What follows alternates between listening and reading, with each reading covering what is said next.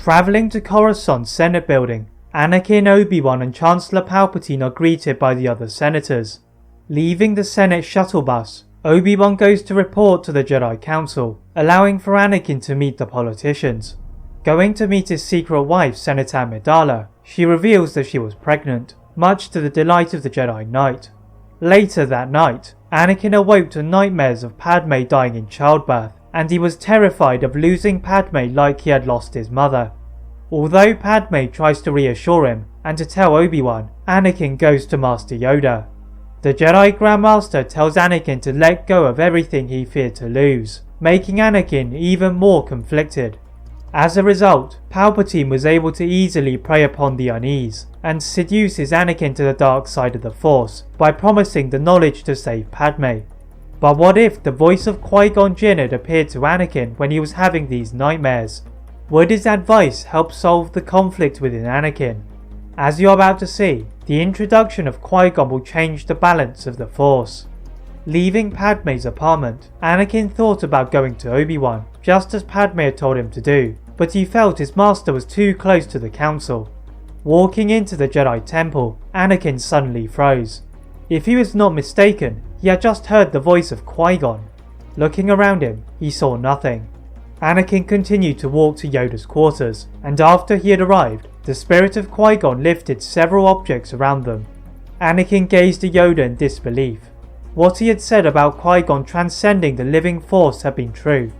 Even if his training had been incomplete, and he could not become a Force ghost, his presence was now invaluable. Yoda leaves Anakin and Qui-Gon, and the Jedi Knight shares the nightmares he had been having about Padme. The spirit of Qui-Gon was humming in the Force, until he told Anakin to be mindful of these visions, as the future was always in motion. Asking Qui-Gon what he should do, the former Jedi Master tells him to get away from Coruscant and away from his troubles. Anakin is still concerned, but the soothing presence of Qui-Gon encourages him to fly away, a request accepted by Yoda. Before he did so, Anakin visited Padme's apartment again and told her they would be back soon and to not worry about the nightmares. A knot reassured Padme's forced to see Anakin go again.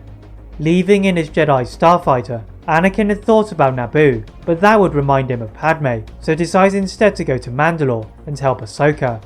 With Anakin gone, the Jedi Council cannot use Anakin to spy on the Chancellor, and the Chancellor cannot give Anakin a seat on the Jedi Council or properly seduce him to the dark side, so the two sides have to continue their war. Nonetheless, on his way to Mandalore, Anakin received a transmission from Palpatine informing him of Grievous's location on Utapau. Hovering in Republic airspace, Anakin relays the news to the Jedi Council, who dispatch Obi-Wan. Anakin requests to join him, and Master Windu initially disagrees, but Yoda overrides his decision and allows Anakin to join Obi-Wan. Turning around to join his master, they eventually land on Utapau. They split up to find Grievous on Pau City, and Obi-Wan is the first to reach the cyborg, beginning their surprise attack. The Separatist army are lulled into a state of comfort by Obi-Wan's half of his army, before Anakin's half struck them like an unstoppable wave. With the Separatists in retreat, Anakin goes to help his master, and together, they manage to defeat Grievous. Contacting the Jedi Council, they are pleased with the efforts of the two Jedi, and plan to make Anakin a Jedi Master after he had arrived on Coruscant. Also on Coruscant, Supreme Chancellor Palpatine was seated in his office, displeased with recent events. Having gotten rid of Dooku, he had thought the path to Anakin becoming his apprentice had been cleared, but Anakin had mysteriously flown away. Sidious needed to take action before Anakin returned from Utapau. Asking his guards to prepare his ship, Sidious goes to Mandalore to resolve his former apprentice in Maul.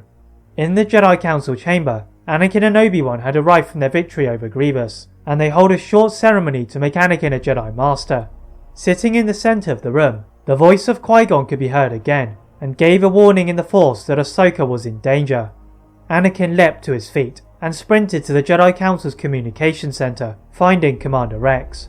The clone soon brings Ahsoka, and Anakin orders her to leave as she was in grave danger. A confused Ahsoka agrees, having already captured Maul, and she makes her way to depart. As she enters her cruiser, she feels an overwhelming darkness, and gazing overhead, the silhouette of Sidious's shuttle floated in the air. The real threat had arrived. That is it for part 1 of What If Qui-Gon's Ghost appeared to Anakin in The Revenge of the Sith. If you would like to see a part 2 soon, please like this video, turn on your notification bell, and subscribe for more what ifs. And as always, leave a comment on what if you'd all like to see next, and how I can improve my videos. Thank you very much for watching, and see you next time.